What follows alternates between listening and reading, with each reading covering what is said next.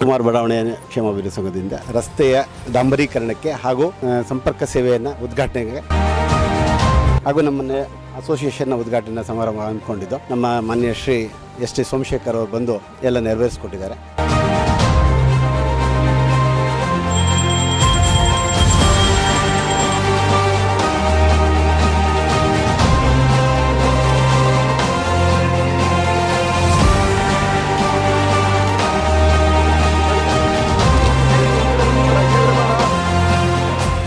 ಕುಮಾರ್ ಬಡಾವಣೆ ಕ್ಷೇಮಾಭಿವೃದ್ಧಿ ಸಂಘದಿಂದ ರಸ್ತೆಯ ಡಾಂಬರೀಕರಣಕ್ಕೆ ಹಾಗೂ ಕಾವೇರಿ ನೀರಿನ ಒಂದು ಸಂಪರ್ಕ ಸೇವೆಯನ್ನು ಉದ್ಘಾಟನೆಗೆ ಹಾಗೂ ನಮ್ಮನ್ನೇ ಅಸೋಸಿಯೇಷನ್ನ ಉದ್ಘಾಟನಾ ಸಮಾರಂಭ ಹಮ್ಮಿಕೊಂಡಿದ್ದು ನಮ್ಮ ಮಾನ್ಯ ಶ್ರೀ ಎಸ್.ಟಿ. ಸೋಮಶೇಖರ್ ಅವರು ಬಂದು ಎಲ್ಲ ನೆರವೇರಿಸಿಕೊಟ್ಟಿದ್ದಾರೆ.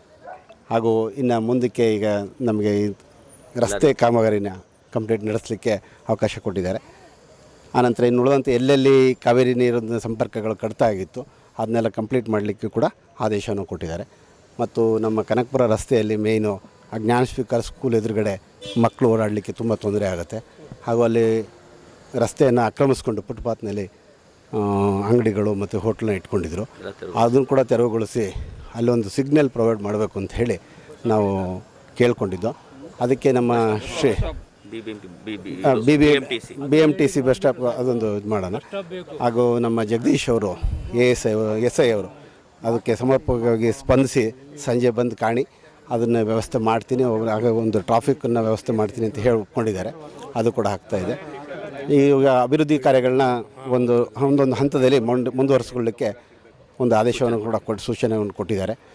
ನಾವು ಎಲ್ಲ ನಮ್ಮ ಅಸೋಸಿಯೇಷನ್ನ ಎಲ್ಲ ಪದಾಧಿಕಾರಿಗಳು ಸೇರಿಕೊಂಡು ನಮ್ಮ ಅಸೋಸಿಯೇಷನ್ಗೆ ಏನಂತ ಬೇಕಾದಂಥ ಒಂದು ಮೂಲ ಸೌಕರ್ಯಗಳು ಏನಿದೆ ಅದನ್ನೆಲ್ಲ ಮಾಡಿಕೊಳ್ಳಿಕ್ಕೆ ನಾವು ಪ್ರಯತ್ನ ಮಾಡ್ತಾ ಇರ್ತೀವಿ.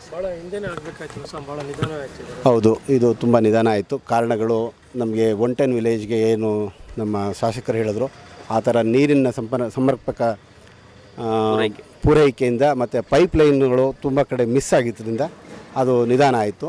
ಈಗೆಲ್ಲ ಪೈಪ್ಲೈನ್ ಎಲ್ಲ ಅಳವಡಿಸಿದ್ದಾರೆ. ಹಾಗಾಗಿ ಆ ಪೈಪ್ಲೈನ್ ಅಳವಡಿಸೋ ತನಕ ರಸ್ತೆಯನ್ನು ಅಭಿವೃದ್ಧಿ ಮಾಡೋದು ಬೇಡ ಅಂಥೇಳಿ ನಮ್ಮ ಮಾನ್ಯ ಶ್ರೀ ಆರ್.ಎಸ್. ಶ್ರೀನಿವಾಸ್ ಅವರು ಹಾಗೂ ನಮ್ಮ ಶಾಸಕರು ಅದನ್ನು ಇನ್ಫಾರ್ಮೇಷನ್ ಮಾಡಿದರು. ಹಾಗಾಗಿ ನಾವು ಅದನ್ನು ರಸ್ತೆ ಅಭಿವೃದ್ಧಿನ ತುಂಬ ನಿಧಾನ ಆಯಿತು.